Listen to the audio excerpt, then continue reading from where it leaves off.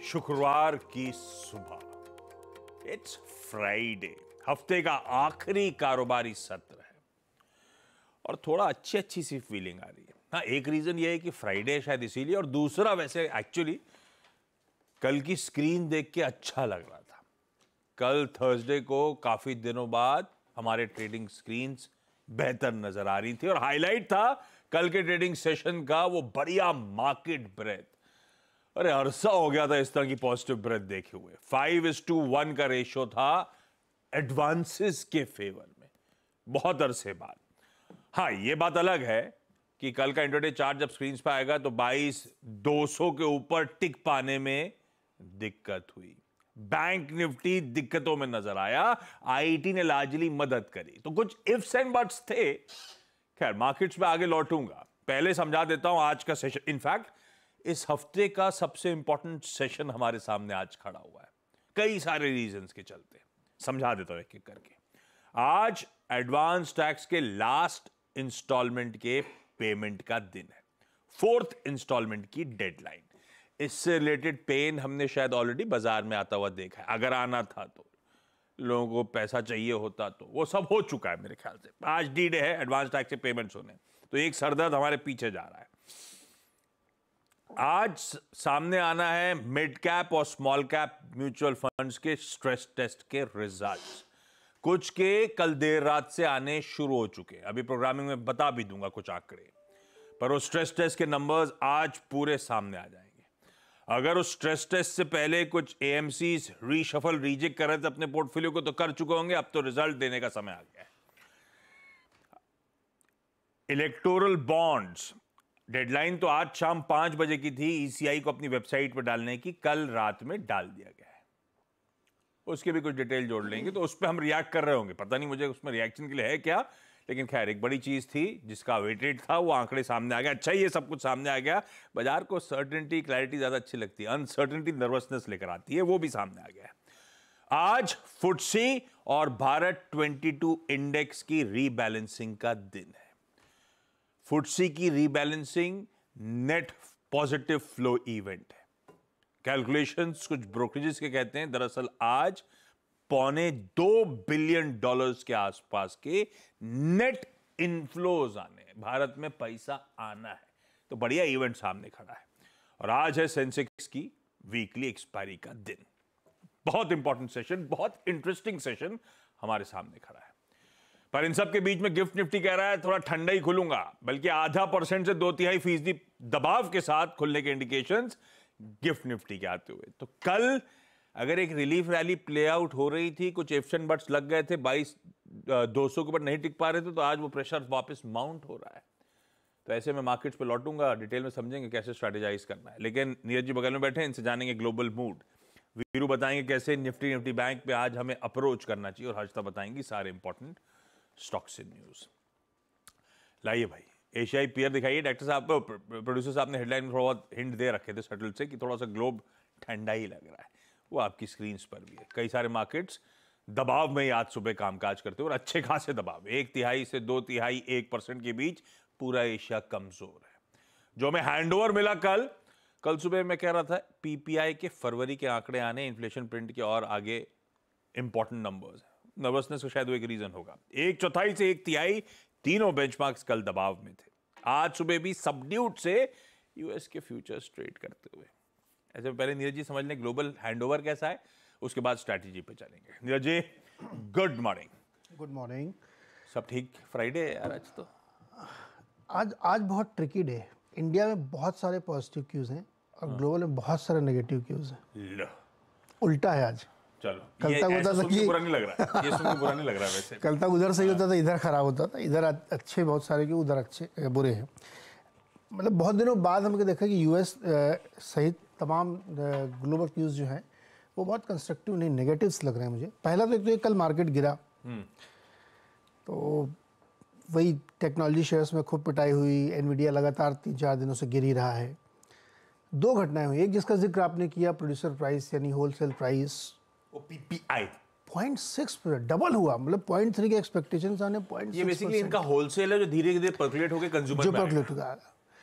तो ये एक मतलब ये इतना महंगा अगर बढ़ रही चीज़ें, प्राइसेस इतने ऊपर, तो ये चिंता पैदा कर दिया। मतलब लोगों ने डर लग गया कि ये जो रेट कट की उम्मीद लेके चल रहे थे, क्या वो और लंबा खींचेगा।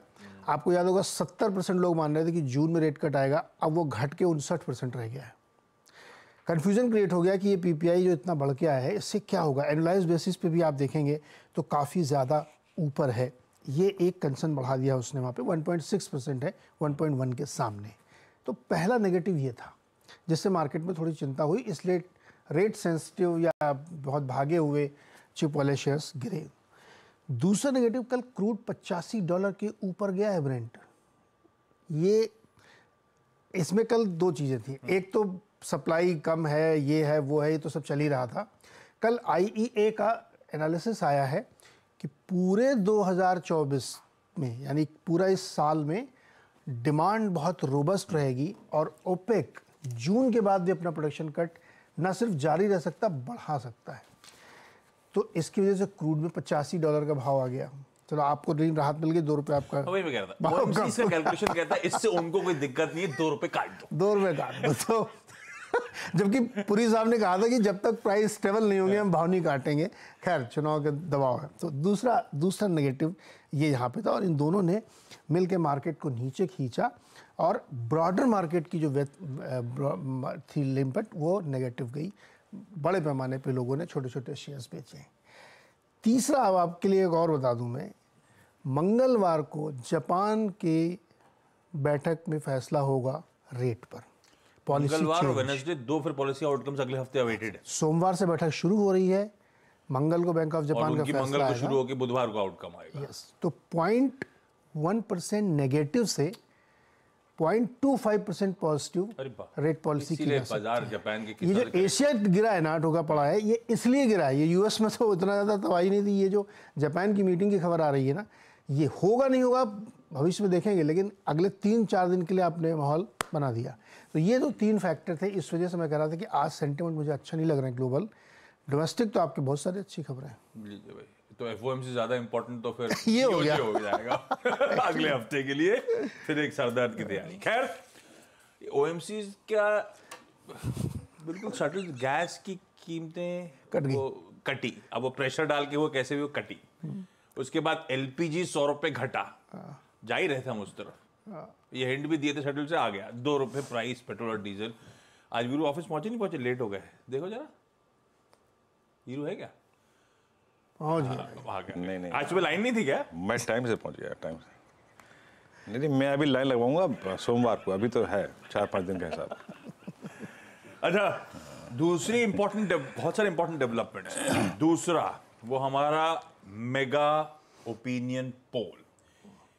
एक पार्ट परसों प्ले आउट हो गया, एक पार्ट बचा हुआ कल प्ले आउट हो गया। हेडलाइन में लिख दिए 400 के ऊपर का आंकड़ा, 411, 330 से 370 वो लोग मान रहे थे, अब अपन मान के चल रहे हैं 400 प्लस की तैयारी हो रही है। एटलीस्ट ओपिनियन पोल या लाइट शेड ओपिनियन पोल कह रहा है 411 सीटें आएंगी, और स्प्रेड है अक्रॉस द कंट्री। ऐसा नहीं केवल नॉर्थ के स्टेट से आ रहा है, नॉर्थ, साउथ, ईस्ट, वेस्ट, जिधर देखो सब तरफ। तो इसीलिए ऐसा लग रहा है कि एक वेव चल रही है, और वो 400 के पार जा रही। 411 सीट बहुत बड़ा नंबर है, और ऐसा होता हुआ दिख रहा है। तो पेट्रोल डीजल की गिराने की जरूरत क्या थी? इंश्योर करने के लिए 25 कर ले, क्या बुरा, 425 भी हो सकता है। और वैसे ये बात सही है कि ओवर द इयर्स बहुत स्ट्रिक्ट रहे, कितना भी हुआ पास ऑन नहीं करा था। तो अब हो सकता है अब समय आ गया था, इसकी तैयारी कर रखी है, वॉचेस डेवलप 2022 से नहीं किया था रेट कट। ठीक है, कुछ चीजें सब पर है तो लेते कि पॉलिटिकल पार्टीज ही, they have to fight it out, तो उसके लिए जो करना है। अच्छा है, वैसे कंज्यूमर के लिए बढ़िया खबर आती हुई। अब दूसरा एक और डेटा, म्यूचुअल फंड के स्ट्रेस टेस्ट के आज आंकड़े आने हैं, कल देर रात से आने शुरू हो चुके हैं।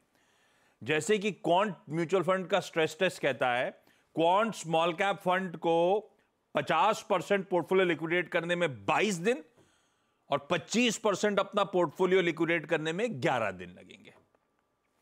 निपॉन इंडिया ने भी अपना अपडेट दे दिया, स्मॉल कैप को 50% लिक्विडेट करने के लिए 27 दिन और 13 दिन में 25% लिक्विडेट होगा। इससे क्या फर्क पड़ गया? एक और, अब अपन लोग कंपेयर करते थे तो 5 साल के 10 साल के रिटर्न्स, फंड मैनेजर कौन है, अब इसमें एक और आंकड़ा शायद जुड़ जाएगा कि लिक्विडेट करने का पोर्टफोलियो कितना समय लगता है, तो आपको एक और ऑप्शन मिल गया स्टडी करने के लिए, उसके बाद पैसा डालने। इससे ज्यादा कुछ ज्यादा फर्क नहीं पड़ा। रीजिक वीजिक अगर होने तो हो चुके होंगे, लार्जली हो चुके कल। तो एक और elephant in the room address हो रहा है। ऐसे ही आज दिन भर आंकड़े आएंगे, इससे ज्यादा कुछ आंकड़ों में फर्क नहीं होगा। मतलब किसी के 27 दिन, किसी के 30 दिन, जो भी होगा, बस इस तरह का आंकड़ा आ जाएगा, इससे बाजार क्या रीड करेगा। फिर आने थे इलेक्टोरल बॉन्ड्स का अपडेट, एक वही हुआ बचा था फिर लास्ट, कल रात में वो भी आ गया। पहली लिस्ट दिखा रही है परचेजर, किसने खरीदे बॉन्ड्स, कितने डिनोमिनेशन के खरीदे। दूसरी लिस्ट कहती है कौन सी पॉलिटिकल पार्टी को मिले और कितना डिनोमिनेशन। दोनों लिस्ट को मैरी तो कर नहीं सकते आप, और उसमें कई सारे लिस्टेड कंपनीज के नाम है, उससे क्या फर्क पड़ रहा है। सबको पता है हर कंपनी डोनेट करती है, पॉलिटिकल पार्टीज को फंड दिए जाते हैं। बिल्कुल देते हैं, लीगल है वो। लीगल है। इससे फिर क्या, इस आंकड़े से भी क्या बाजार को प्रॉब्लम? कोई प्रॉब्लम नहीं। मुझे तो बल्कि इंटरेस्टिंग नाम नजर आ रहा था, एक फ्यूचर गेमिंग एंड वो क्या लॉटरी किंग का क्या पैसा, कितना 1100 करोड़ दिए, 1300 करोड़ 1300 करोड़ दिए। अदरवाइज इस आंकड़े में भी ऐसा कुछ नहीं है। तो लार्जली मैं कह रहा हूं जितने बाजार ने हवे बना रखे थे वो सब एड्रेस हो रहे हैं, वो आज सारे प्ले आउट हो रहे होंगे। मुझे नहीं लगता उससे कुछ बहुत ज्यादा मीनिंगफुल नहीं। बॉन्ड वाला तो शेयर आया, शेयर आया एक बजे की, एक्चुअली फैज अहमद फैज का शेयर आया ढूंढ रहे थे, कुछ मिला कुछ तो ये सब चीजें एड्रेस हो रही है, बस एक ही चीज एड्रेस नहीं हो पा रही। कल एक तो मोमेंटम थोड़ा सा दिन के दौरान लगा फिजल आउट हो गया। रिस्क वीरू लार्जली अब लग रहा है हमारे पीछे छूट गए। तो ऐसे में कल का ये मोमेंटम सस्टेन हो पाएगा नहीं हो पाएगा, ये बड़ा सवाल है। वो गिफ्ट निफ्टी कह नहीं रहा है, क्या अप्रोच रखूं? गुड मॉर्निंग आशीष। देखिए, आपने और नीरज जी ने मेरा काम आसान कर दिया, क्योंकि मेरे जो स्टैट्स हैं स्क्रीन पे, स्पेशली निफ्टी के, वो डाउन साइड नहीं दिखा रहे थे, वो एक बेटर साइड दिखा रहे थे। और इसीलिए आई थिंक मैं थोड़ा सा सुबह कंफ्यूज था कि मैं एग्जैक्टली क्या अप्रोच लेके चलूं। आशीष देखिए, कल एक पुल बैक आया, बट वो पुल बैक याद रखिएगा सिर्फ निफ्टी आईटी ने जनरेट किया। मेरा व्यू क्या था कि आप टेस्ट करेंगे या तो कल का लो या फिर 50 डे एक्सपोनेंशियल मूविंग एवरेज, और निफ्टी बैंक ने एग्जैक्टली वही ट्रेड दिया। सुबह परसों का लो तोड़ा और 50 डे एक्सपोनेंशियल मूविंग एवरेज का जोन छू के आया। कल मॉर्निंग में खुलते ही साथ एक्सपायरी फैक्टर ने काम किया और हमें पुल बैक मिला, लेकिन निफ्टी का क्लोज 20 डेमा के ऊपर नहीं आ पाया। आज के जब आप स्टैट्स को देखेंगे ना आशीष, तो आपको लगेगा it's clearly a short covering day. कल आईटी में अच्छी शॉर्ट कवरिंग थी, कल आईटी इंडेक्स डे हाई पे बंद हुआ, आईटी स्टॉक फ्यूचर्स ने मोमेंटम प्रोवाइड किया, और इंस्टीट्यूशनल फिगर्स में कोई आपको बहुत मैजिक नजर नहीं आएगा।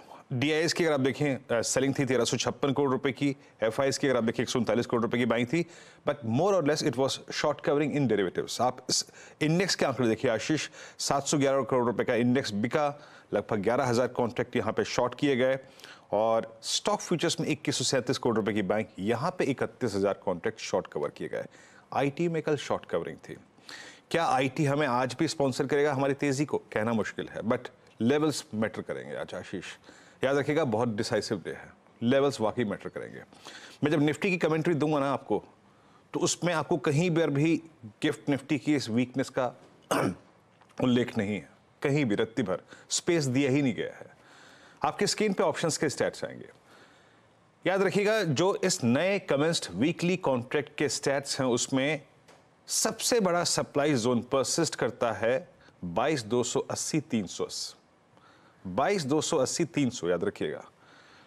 20 लाख का आउटस्टैंडिंग वाई है वहां पे, और नीचे 22,000 की पुट पे सबसे स्ट्रॉन्ग पुट राइटिंग हुई है, 37 लाख का आउटस्टैंडिंग वाई। एक बार जरा पिरामिड्स को देखिएगा आप, पिरामिड्स में ये क्लियरली विजिबल है कि कल 22,000 की पुट पे काफी एफर्ट किए गए हैं, काफी पुट राइटिंग हुई है वहां पे।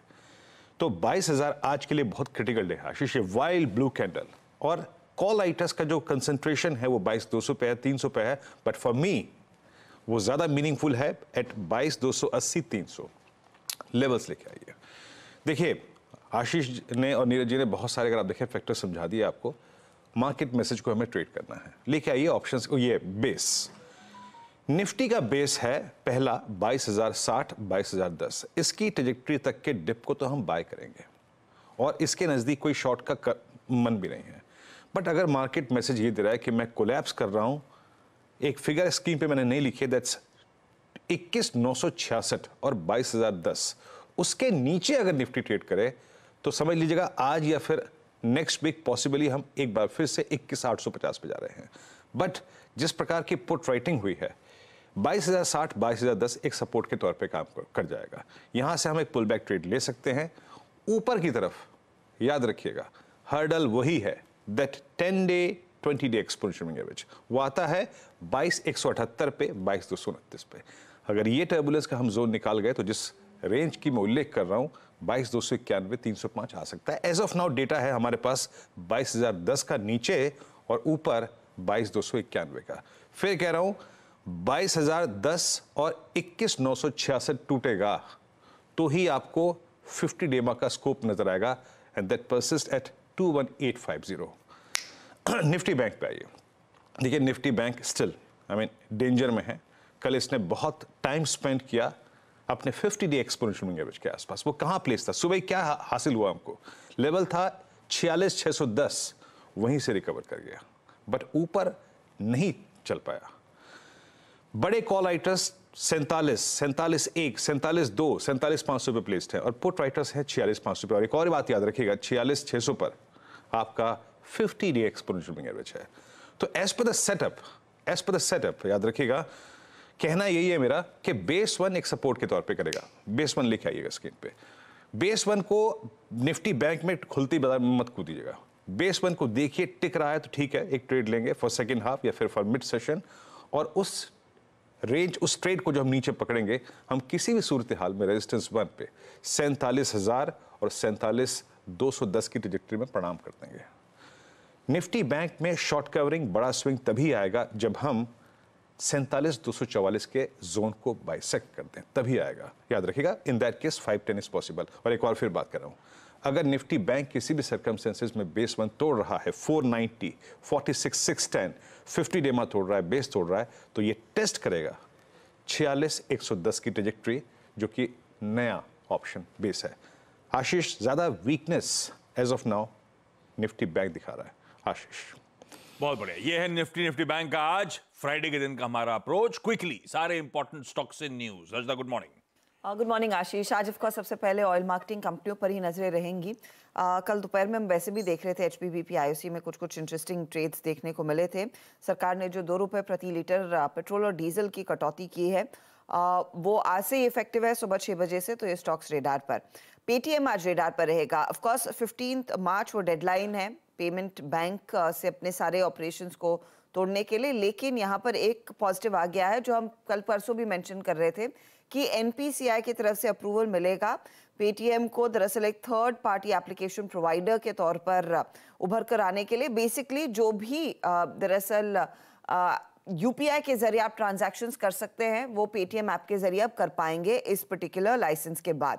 अच्छा, इसमें 4 bank Axis, Yes Bank, SBI और HDFC bank payment system provider के तौर पर उभर कर आए हैं, लेकिन येस बैंक के हाथ में ज्यादा काम दिया गया है।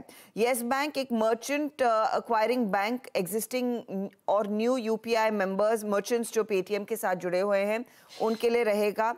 एट पेटीएम हैंडल में जो भी क्वेरीज आती है वो येस बैंक ही हैंडल करता हुआ दिखाई देगा। तो येस बैंक की भूमिका शायद ज्यादा होने वाली है। तो पेटीएम एक तरफ और दूसरा येस बैंक भी आप रेडार पर रखेंगे। एरिस लाइफ साइंसेस, कल शाम को हम ऑफ कोर्स बायोकॉन बायोलॉजिक्स वाली डील को लेकर वैसे फोकस में रख रहे थे स्टॉक को, लेकिन इन्होंने एक और अपडेट दिया है कि 19% इक्विटी स्टेक इन्होंने एक स्विस पैरेंटल्स में खरीदा है 237 करोड़ में। तो वो स्टॉक भी आप रेडार पर रखेंगे। कुछ ऑर्डर विंस में शक्ति पंप्स के हाथ करीब 93 करोड़ का order Maharashtra energy department agency के तरफ से हाथ लगा है। 3516 photovoltaic pumping water pumping station इनको सप्लाई करने हैं। नवीन फ्लोरीन अपनी सब्सिडरी में जो नवीन फ्लोरीन एडवांस साइंसेस लिमिटेड है उसमें 250 करोड़ तक का इन्वेस्टमेंट करता हुआ दिखाई देगा। तो वो स्टॉक भी आज रेडार पर। और ऑफ कोर्स जो फुटसी और इंडेक्स की रीबैलेंसिंग होने वाली है उसके रैमिफिकेशंस मार्केट में जरूर देखने को मिलेंगे। रखिए सब स्टॉक्स रेडार पे। क्योंकि छोटा सा ब्रेक के उस पार आज का इवेंट्स कैलेंडर और कमोडिटी स्ट्रेटजी। चलिए भाई, ब्रेक के बाद आप सबका स्वागत है। अब आज का events calendar. Friday, it's finally Friday. Sensex की वीकली एक्सपायरी का दिन। एडवांस टैक्स ध्यान रखिएगा भाई, 4th इंस्टॉलमेंट पे करने का आज लास्ट डेडलाइन। दो स्ट्रेस टेस्ट की बात करी थी अभी, होता था डीएसपी वगैरह भी आ रहे हैं, वो दिन भर ऐसे ही आते रहेंगे। सारे एएमसीज के स्ट्रेस टेस्ट के नंबर रिजल्ट आते रहेंगे। फंड्स के फुटसी और भारत 22 इंडेक्स की रीबैलेंसिंग का दिन, मतलब अनाउंसमेंट सारे पहले हो चुके हैं, आज वो एडजस्टमेंट्स प्ले आउट होने हैं।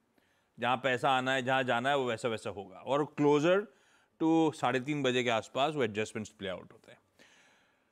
पेटीएम, जैसे अर्षद ने मेंशन करा, आरबीआई का बैन आज के बाद से इफेक्ट में आ जाएगा, तो इसीलिए वो सब एनपीसीआई वगैरह अपडेट सामने आने शुरू हुए। भारत इलेक्ट्रॉनिक्स की बोर्ड मीट है, इंटरिम डिविडेंड पे विचार करेंगे। बाकी इंडियाबुल्स हाउसिंग फाइनेंस और स्पंदना स्फूर्ति की बोर्ड मीट से फंड रेजिंग पर वो एनसीडी इशुएंस के जरिए, तो बहुत ज्यादा स्टॉक इंपैक्टिंग नहीं। गुजरात अंबुजा एक्सपोर्ट्स आज एक्स बोनस ट्रेड करेगा, 1 for 1 का बोनस इशू था। एक्स डिविडेंड में ऐसा कोई मीनिंगफुल नहीं है। एसबीआई लाइफ के 2 रुपए 70 पैसे का है, बाकी स्क्रीन पर आ जाएंगे। क्रिस्टल इंटीग्रेटेड सर्विसेज के आईपीओ का आज डे 2 है, मंडे को ये इशू बंद होगा। हमारा इंपोर्ट एक्सपोर्ट का आंकड़ा शाम को आना है, और हमारे फॉरेन एक्सचेंज रिजर्व के नंबर्स आने हैं शाम को। चाइना के हाउस प्राइस और यूएस का आईआईपी आना है फरवरी महीने का। पीएम मोदी आज से बीजेपी का साउथ कैंपेन किक स्टार्ट करने जा रहे हैं। मेरे ख्याल से आज के अगले 3 दिनों तक शायद साउथ में ही है। मालदीव से जो डेडलाइन सेट करी थी हमारे ट्रुप्स के विड्रॉल की, वो आज है भाई, मार्च 15। सुप्रीम कोर्ट आज एक पिटिशन सुनने वाला है एनजीओ की, जिसमें चीफ जस्टिस ऑफ इंडिया क्यों सिलेक्शन पैनल में नहीं है, चीफ इलेक्शन कमिश्नर और इलेक्शन कमिश्नर्स का जो चुनाव होता है उसमें, तो आज सुप्रीम कोर्ट वो केस सुनेगा या आर्गुमेंट सुनेगा। सेबी की आज एक बोर्ड मीट है, लाइकली है ईज ऑफ डूइंग बिजनेस पे फोकस होगा, एफपीआईज के लिए, ऑल्टरनेट इन्वेस्टमेंट फंड्स के लिए, पोर्टफोलियो मैनेजमेंट सर्विसेज के लिए। फ्राइडे है, रिलीजेस लेकर आता हूं। योद्धा ये आ रही है सिनेमाघरों में, सिद्धार्थ मल्होत्रा और दिशा पटनी की। बस्तर द नक्सल स्टोरी आज रिलीज होगी, हिंदी क्राइम। ये दरअसल सुदीप्तो सेन फिल्म मेकर और एक्ट्रेस अदा शर्मा, केरला स्टोरी के बाद ये दोनों की साथ में दूसरी आउटिंग है। और ये मेरे लिए कुंग फू पांडा 4 इंग्लिश एनिमेशन आज रिलीज होने आ रही है। आपको चित्र नहीं दिखा रहे हो? थोड़ा सा लेट भेजा था तो बेचारे बना नहीं पाए, तो कुछ कह नहीं सकता, मैं भूल गया था सुबह भेजना, शो के दौरान भेजना पड़ा। ओटीटी रिलीज में आपके लिए है मर्डर मुबारक। मर्डर नहीं, पंकज त्रिपाठी, करिश्मा कपूर, सारा अली खान वगैरह हैं। ये ओटीटी रिलीज है आज की। और आज है कंज्यूमर राइट्स डे। उसमें शेयर बाजार वालों के भी अपने हक के लिए लड़ना चाहिए, स्टॉक्स की भी एमएसपी होनी चाहिए। I agree. अपने हक के लिए लड़िए भाई। मिनिमम सपोर्ट प्राइस चाहिए। हाँ, चाहिए। इसलिए 2 दिन पिछले दिन की पिटाई देख के ऐसा लगने लगा है। खैर, आज की कमोडिटी स्ट्रेटजीज, पृथ्वी फिनमार्ट के मनोज कुमार जैन साहब ने मदद करी है। चांदी के मई वायदा में बेचने के मौके 76,100 के स्टॉप के साथ, और कॉपर के मार्च वायदा में बेचने के मौके 761 का एसएल लगा लीजिए। छोड़े जा रहा हूं आधे % दबाव के गिफ्ट निफ्टी के दिक्कत वाले संकेतों के साथ। पर मॉर्निंग कॉल में आज के लिए इतना ही। ब्रेक के उस पार सीधा सौदा। नमस्कार।